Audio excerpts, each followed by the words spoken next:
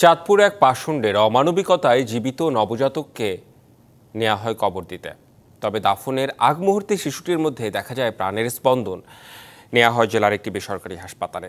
চিকিৎসাধীন শিশুটির অবস্থা আশঙ্কাজনক হলেও বাঁচিয়ে রাখতে চলছে সর্বোচ্চ চেষ্টা।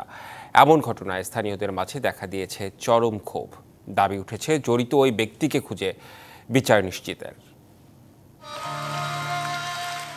রবিবার দুপুর চাঁদপুর শহরের পৌর কবরস্থান। নীরবতা ভাঙে এক অচেনা লোকের পায়ের শব্দে।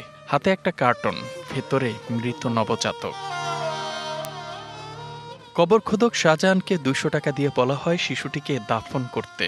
30-35 বছরের একটা ছেলে এই কার্টুনটা দিয়া বলল যে এটা মৃত বাচ্চা 2-3 মাসের, এটা একটু আপনারা মাটিটাকে দিয়া দেন।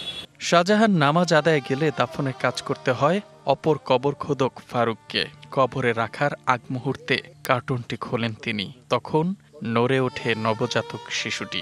ভাই ধরেন 200 টাকা দিলাম, আপনি আকরবাতি মোমবাতিতে ভেজান, ধরেন আপনি মাটি দিয়ে এলেন বাচ্চাটাকে। কার্টুনের মুখটা হরিয়ায় বাচ্চা আজান দিতাম লসিয়া দিয়েছে, বাচ্চাটা লড়ে।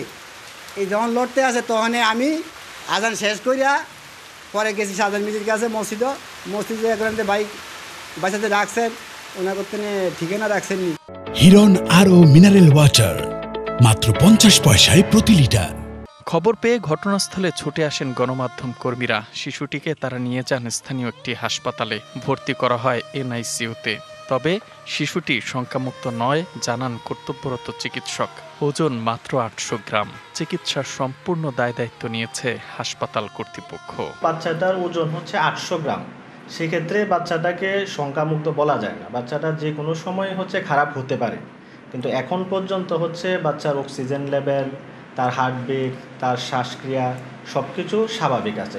এদিকে কে বা কারা জীবিত ফুটফুটে শিশুটিকে মৃত বলে কবর দিতে চেয়েছিল তা এখনও অজানা। দাবি উঠেছে এই পাষণ্ডকে খুঁজে আইনের আওতায় আনার। আমরা নমাজ পড়ে আইয়া মাটি দিমন কার্টন খুললা দিই, বাচ্চা দম আছে তাই আমরা মাটি দিই না। তারা এটা দিয়ে গেছে, তারা মানুষের ইয়াতে পড়ে নাই। অবশ্যই এটা বিচার হওয়া দরকার। এমন মর্মান্তিক ঘটনা শোনার পর শিশুটির দায়িত্ব নিতে ছুটে আসছেন অনেকে। একটা আশা নিয়ে আসলাম যাতে বাচ্চাটা আমরা নিতে পারি, ওই আশায়। আমরা মানবিক দৃষ্টিকোণ থেকে চিন্তা করে আমরা হাজীগঞ্জ থেকে চাঁদপুর আসছি বাচ্চাটা নেওয়ার জন্য। নতুন জীবন ফিরে পাক এই অবুঝ প্রাণ, এমন কামনা সবার। DBC news desk.